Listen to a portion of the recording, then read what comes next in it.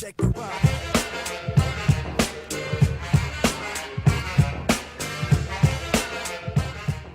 We here at the LA Film Fest, and these days, man, we just as likely see you at the Grammys or the Oscars because you've been doing so much in film, man, that, you know, people might even forget how great a music producer you are sometimes. And well, God is good, man. At the rate that I'm going right now, man, if they did have opportunity to forget, that means that I'm definitely blessed.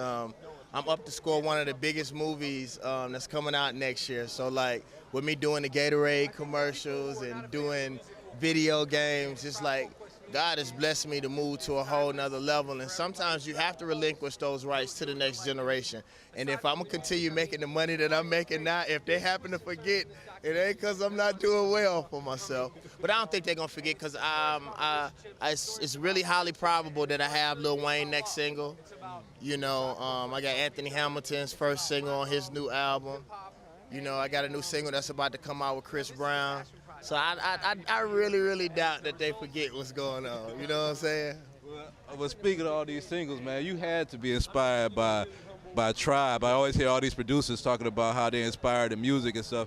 What was your first recollection, man? And what was Fife thinking when he said, "Bust a nut in your eye so you know where I'm coming from"? Man, Man, I think what happens, bro, like, I think sometimes people forget, you know, their history, and I think that they forget about the foundations and what people had to go through in order for us to be where we are today. And that was the main reason why I found time on my schedule to be here, because, you know, Tribe Called Quest had such an influence on me, you know, being in Mississippi. During the time Tribe Called Quest was out, Mississippi was one of the murder capitals in the United States.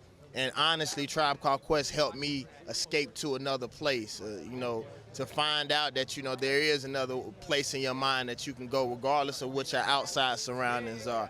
And I really, really would like to thank them for it. Well, we're going to keep on following you, man. Thanks. All right, man. Thank you all the time, man. Congratulations. Good to see you, bro. Okay, now, speaking of, I have to congratulate you also, because it's 25 years since, 20 years since Boyz N the Hood, almost to the silver.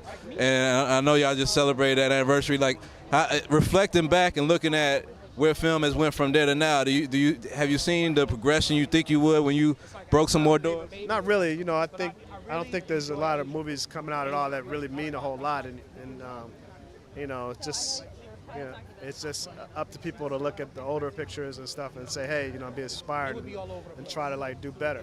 Same thing in hip hop. You know, people need to look at this movie and listen to this band's music and understand, like, what true hip hop is. You know, it's celebratory of life. It's not celebratory of, like, money and bling and, you know, fat asses. It's celebratory of life. That's what hip hop is about. Well, you got a new movie, Abduction, with Taylor Lautner and Sigourney Weaver. Well, can you tell the fans about when it might be coming out, or a little bit about it? Abduction's coming out September 23rd. It's a hot movie. It's Taylor Lautner's first starring role. He's not playing Jacob from Twilight. He's, like, badass and young and looking good and kicking ass, you know, and under my direction. So it's gonna be hot.